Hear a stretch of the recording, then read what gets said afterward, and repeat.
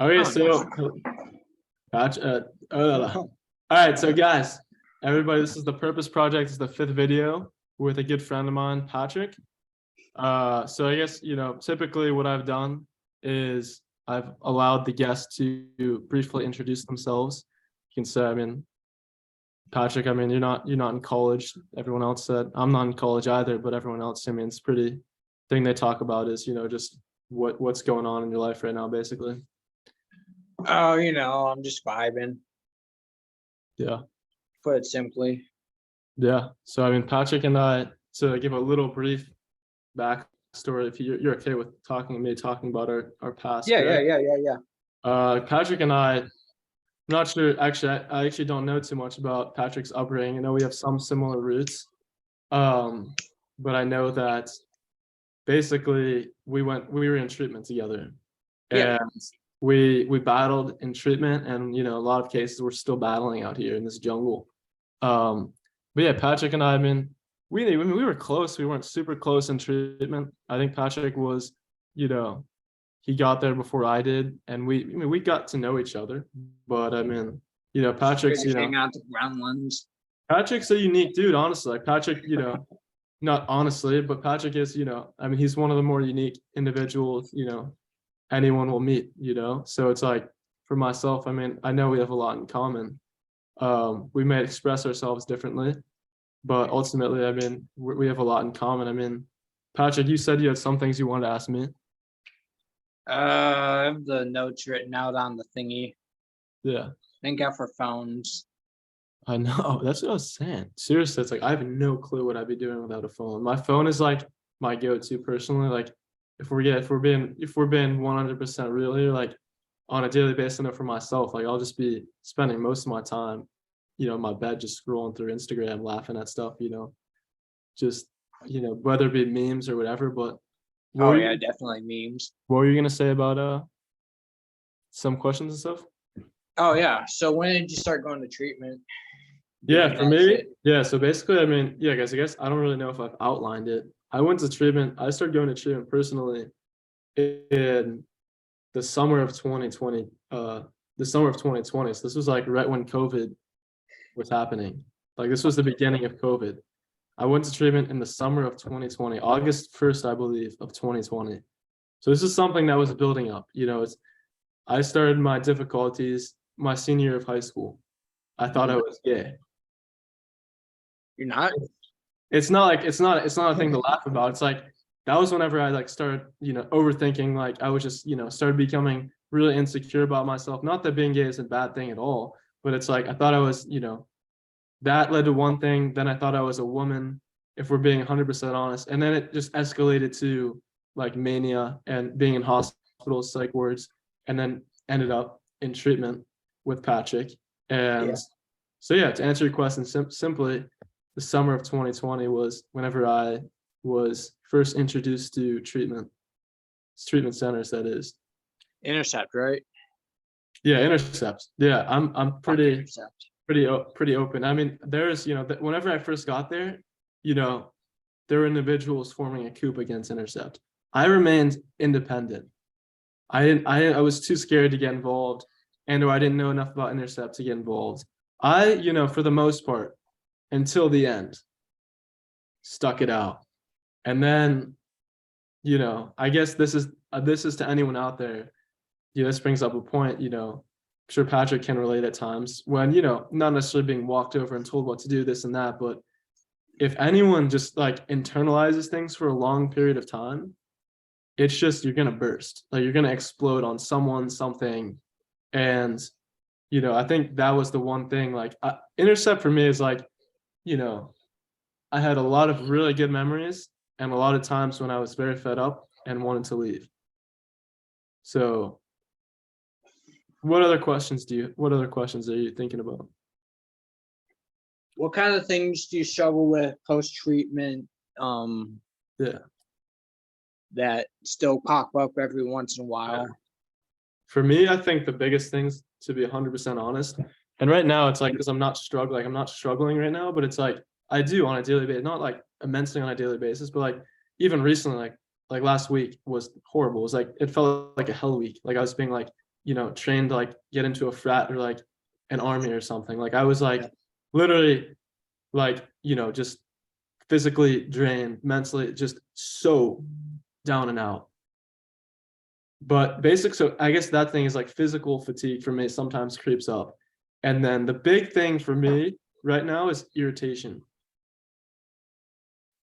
Irritation wasn't irritation and anger was not something that popped up a lot before treatment, actually. Sometimes, it's like, the psychosis and stuff, not so much. It's more so the irritation and then guilt and shame based off of like reacting from the irritation. But yeah, I mean, it's like, and then in addition, kind of like, I mean, battling throughout the day. I mean, just like, not just finding stuff to do, but like, I mean, just trying to, you know, I think, at some days it's like, yeah, just like make it through the day, to be honest. But to answer your question simply, irritation, sometimes anxiety, not a lot of anxiety, and anger, and then guilt are the big things. Sometimes depression, but mostly irritation, anger, and guilt are the three things. Yeah, I'm actually kind of feeling that. I'm trying to keep a low profile right now. Yeah. Because I will fucking explode at some point. Yeah. Well, it's like, I mean, if it happens for me, it's like the way I look at it is like, you have me as a friend. Obviously we're not in the same location.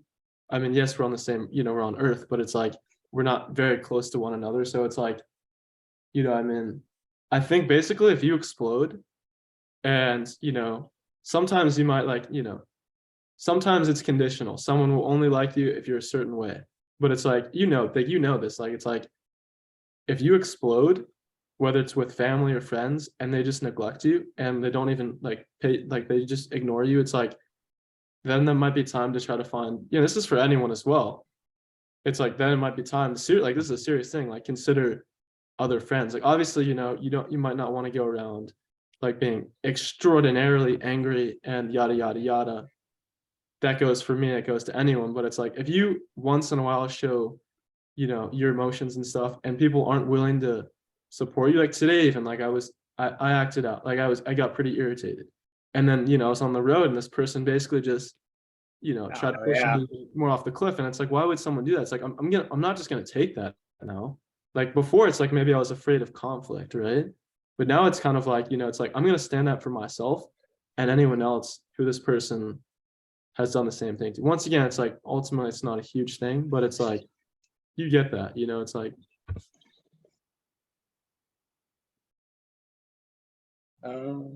yeah. That's a good question. Those are really good. I mean, those are really good questions. Because I know, like, me and you aren't the only dudes that, went to treatment. So it's like, I'm sure, you struggle with stuff that individuals like you and just general individuals in the world, struggle. Hold up for a second. With. Yeah. Yo, Guns and Vibes, yo.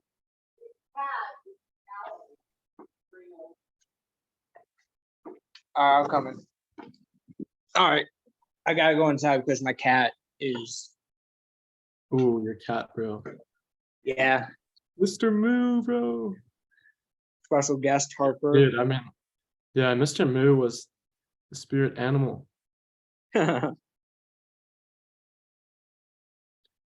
Wow. Yeah. Black cat. So Patrick and I, we could be said to be the black sheep of our families. Oh, and yeah. I love that. I actually am learning to, take pride in that in ways. I think, being the black sheep, Patrick, I mean, not saying that Patrick suffers, but I'm saying that we both have been through suffering together.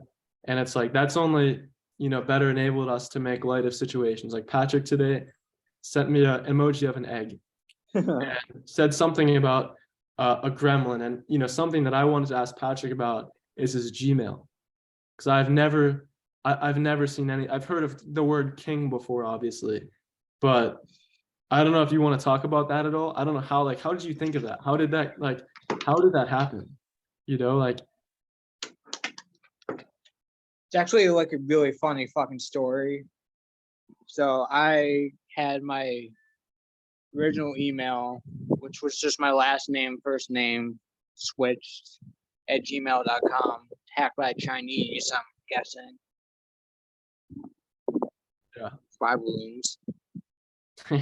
But it was kind of like just for the moment, yo, this sounds awesome. Yeah. Would you want to say like what it is, or do you want me to say? AwesomeKing00 at Awesome gmail.com. thing, 00. Yeah. I mean, I have my like, interpretation of the 00. I just think, zero is like, I think 0 is a cool number. I think 00. I remember like playing basketball growing up, not playing basketball, going to basketball games. I don't know if anyone watching this would be familiar with Gilbert Arenas, but I was just fascinated because his number was 00.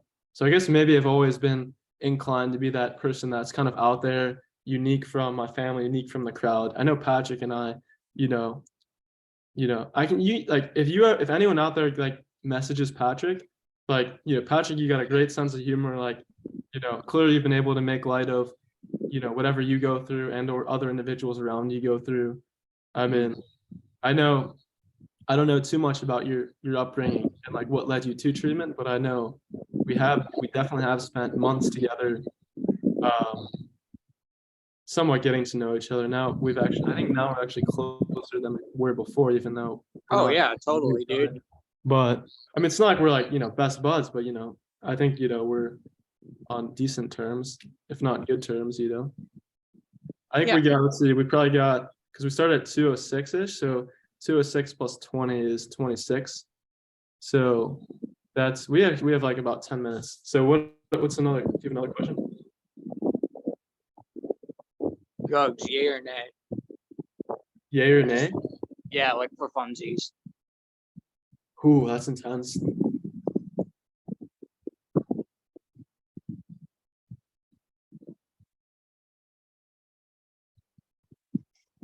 Whoa, is it just yay or nay is the question? Yeah, like, are you pro drugs if you need them, or anti drugs like altogether? I guess. Oh, it's just yay or nay? I mean, that's a tough one for yay or nay, because I mean, pro drugs in terms of like street drugs or like psychiatric. Psychiatric. Oh, I mean, I would say, I mean, I would say yeah. I would say yeah. I would say yay. I think right now, I think, to be honest with you, I think, do I think I need do I think I need my meds? I don't know if you take meds. I'm sure you've been recommended meds given you've been in treatment. For myself, it's like I know I don't need meds.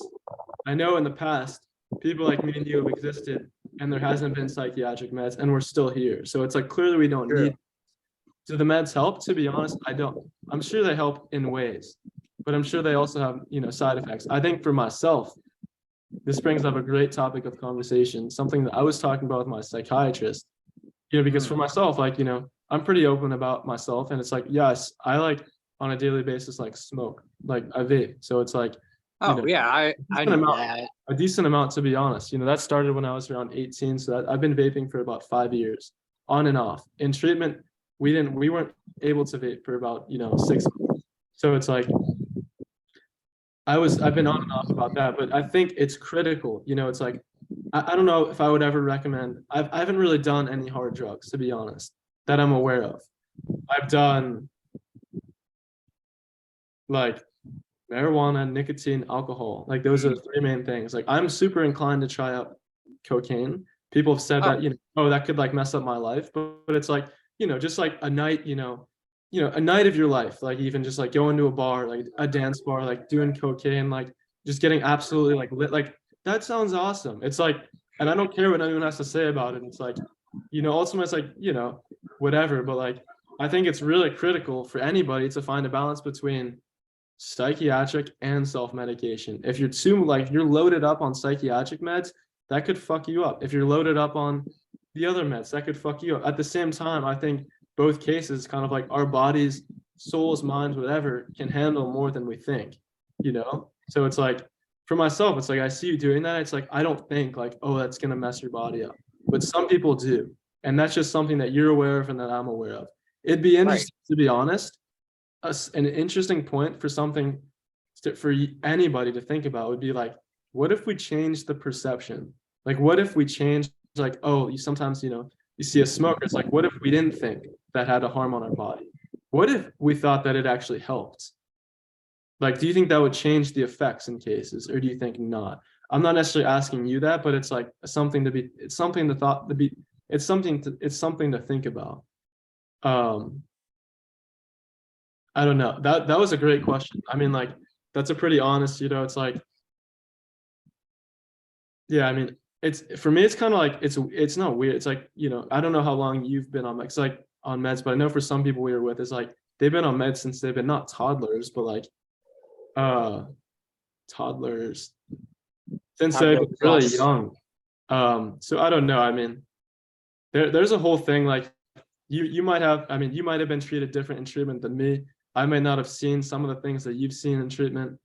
Ultimately, I think some treatment centers are very much horribly motivated and driven, and So, their purpose is more so not to help. I'm not saying that's the case for Intercept, but I'm saying generally speaking, there has to be treatment centers out there that are like for profit and not genuinely trying to help. Maybe there's people in those places that do try to help, but sometimes it's kind of like more people just trying to even mess with people, even mess with clients, people that are oh yeah. struggling with mental health or whatever. So it's like, I don't know. I mean, we could talk for a long time. We got like probably 3 more minutes. Is there anything else you want to talk about? Overall, what was your experience of Intercept? Anyways, Yeah. Yeah, that's a great question. I honestly haven't talked openly too much about my experience in Intercept. I think, I don't remember all of it, but I remember, you know, I remember some moments, I was more calm and I wasn't as confident in myself. So if I went back there now, I think I would have a lot more problems with it.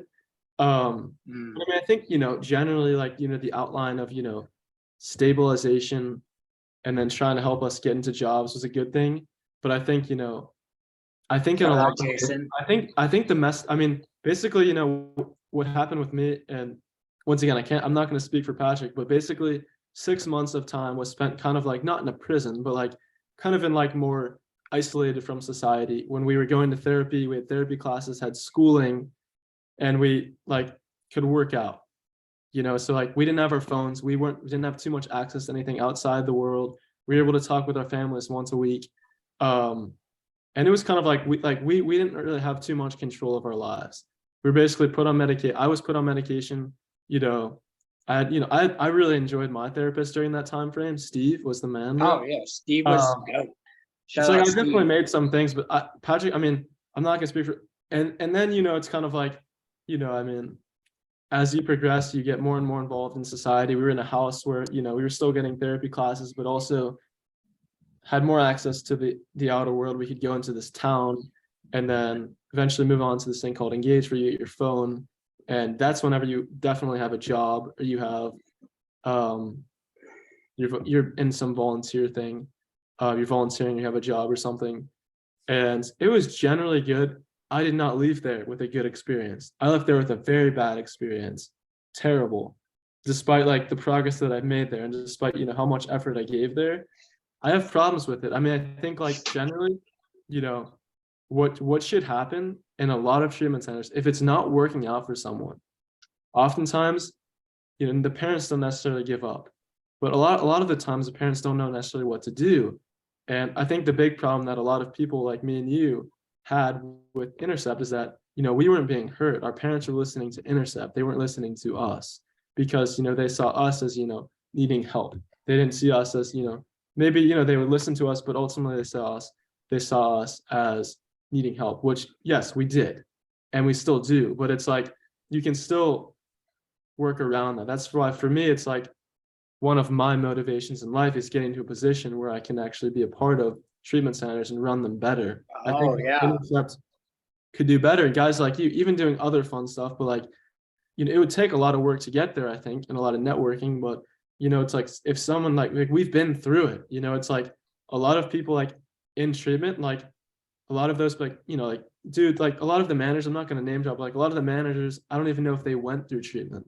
They were with us, like, they were in their office, like they didn't live our shoes. But like, it's like me and you, like we went through it. Like I went through treatment for like basically almost 2 whole years. Like I was in treatment for almost 2 whole years, and I don't know how long you were in treatment. And long sometimes for enough. me, it's like, and this goes for anyone out there that is, and this is a serious thing. It's like sometimes like being in treatment for like a full year or even longer, like whenever I got out of treatment, it's not like we were in jail, but it's like whenever I got out, sometimes I wanted to go back. It was like almost like there's like some complex. I don't know what it's called, but it's a serious thing. It's like, I almost wanted to go back, like back into the treatment, even though it's like, I didn't necessarily like need it so much. I don't think anyone needs treatment. I think more than anything, every single person just needs a friend to rely on and support unconditionally, and a family, like families that, decently care about their kid or whatever. But it's like no one needs treatment. Like no one does. It's just like sometimes it's drawn out. And like in a lot of cases, it's like, you know, not like it's not the best thing for the person. Like I don't know how well you're doing now. Um, but I mean, it's like me and you, it's like, we've been through treatment. Like we know what it's like. Like we can help other people like us reintegrate into the world without even needing treatment to do so for us. It's like I think I would be lying if I said there weren't benefits to Intercept and or other treatment centers, but I know for myself, and this was probably your relationship, and I hope it wasn't with Intercept. I went to a treatment center after Intercept, and I was miserable, like almost every day. Most of the day, I was miserable, and that was only 3 months. And I'm sure there are people like me there that were at Intercept, just miserable, and their parents didn't do anything about it. Oftentimes, their peers didn't do anything about it, and the people working there didn't do anything about it. So it's like that is what like that's where it's like for me, if I were to ever go back into treatment, I would remember kind of like the misery that I went through at my second treatment center and try to help other people within the treatment not go through that. It's like ultimately that should not be my responsibility. That should be the responsibility of the people working there and the families. Because sometimes the families do not know what to do. And that is, it's like that's a tricky thing. Oftentimes families are just willing to provide the financial support and don't know how to emotionally navigate the situation.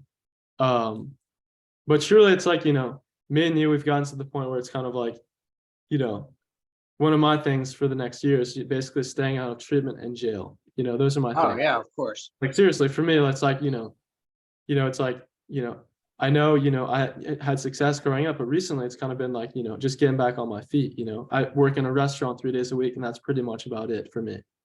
Mm. In addition to the purpose project. So it's like that's really pretty much the extent of what I'm doing.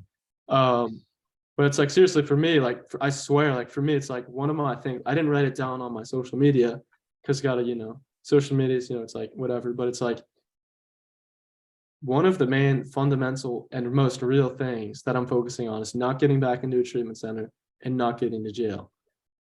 Do I think I'd be fine in either of those situations? Yes, but it's not something that I want to do because that would just be like, I would prefer not to. I'm sure anyone would prefer not to go to a treatment center or jail. That just makes sense, It's like, but yeah, I mean, those were some really good questions. And those are some, I mean, me and you, it's like we joke around a lot, but it's like, I feel like, based off of like what we've been through, it's like, we're decently serious sometimes. Your hair is awesome, bro. Oh yeah, I I forgot was about thinking about I was actually thinking about getting a face tattoo. it. Do I it. pull up to work, bro. I pull up to work because I'm thinking about working at this other place. And I'm not going to, but it's like I was thinking about it. And the guy's like, yeah, if I had any face tattoos, like I wouldn't be eligible. I'm like, bro, like it's a face tattoo. Like it's like, it's like I mean, mine that I was gonna get was a tattoo of a dick on my third eye. Oh yeah. But I don't think I would actually go through with that. If anything, like, like you did, like kind of like on the side of your, I mean, I don't know. I mean, we talked, I don't necessarily think we talked directly about purpose, but we talked about a lot of critical things. And anyone that is treatment bound, going to treatment, I hope that didn't scare you because treatment is not all bad. Treatment can very much impact and change the course of your life. It can, and it definitely saves lives. So I'm Yeah, not talking bad, but it's like, you know, it's just something, you know, we talked a lot about treatment. We talked about, you know, my journey, and this kind of flew by. I think we scraped over 20 minutes. So is there anything, Patrick, let me just ask you a question here quickly. Hopefully you can answer within like a couple minutes. Like, what gives you purpose? Like, is there anything that gives you purpose? Like what, if anything, do you think about on a daily basis, possibly, that you like, that gives you purpose? Like, my cat. yeah, your cat. Yeah. Yeah. So it's like, there's got to be other stuff, but it's like, you know, I mean, I'm sure you've done thinking, like, I'm sure you've done, you know. Oh yeah, I have. But that's Well, just you like definitely seem like simple, you're- like top tier answer. Yeah. So animals. Yeah. Animals. Your pet. Yeah. So I mean, yeah, I mean, I appreciate Patrick asking me the questions here because he knows I love to talk about whatever. Funny thing enough, Patrick, me and my buddies today were plotting. We're thinking about creating a new religion, bro. Shit. That's like, I was telling him, like, you know, that's kind of like a joke, but it's like, you know, that's like beyond a fever dream.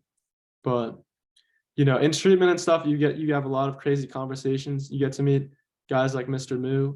You get to meet guys like Patrick, the Possum King, and, you know, just a lot of high character dudes, to be honest. I mean, typically anyone that goes through suffering is high character. You know, it's just Jake like, the it's just Gremlin. something that happens, you know. Typically, like Jake someone that's Gremlin. suffering. The Gremlins, dude. The Jake the Gremlin, bro. There's Gremlins in treatment, bro.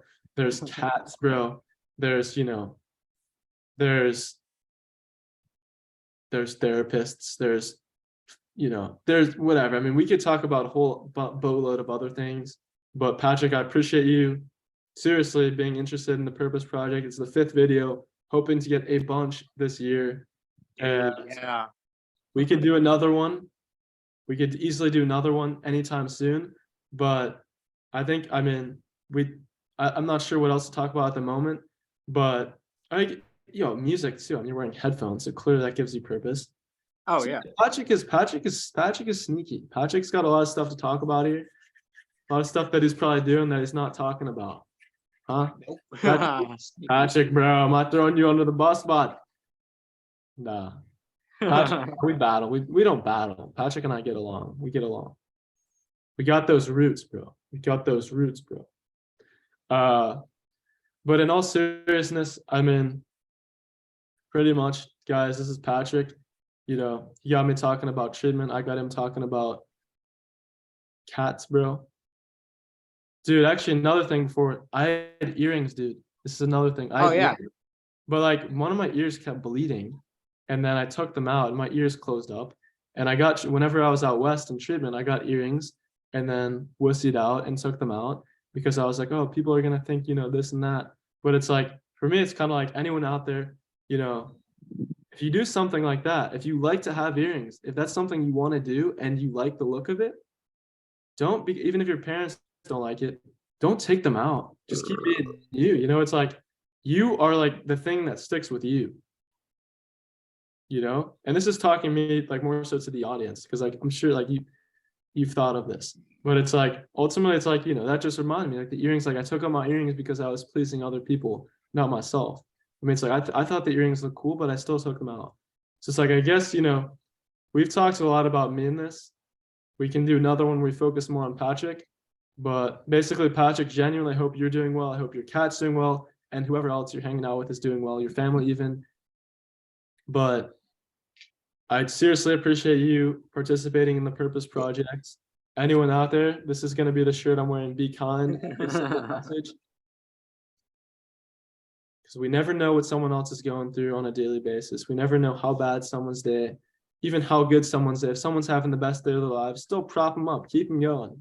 Don't put the fire out, keep them going, keep them running hot, you know? But anyway, Patrick, I appreciate you bearing with me, listening to me, talking with me. We will be in contact in the DM. Anyway, of course.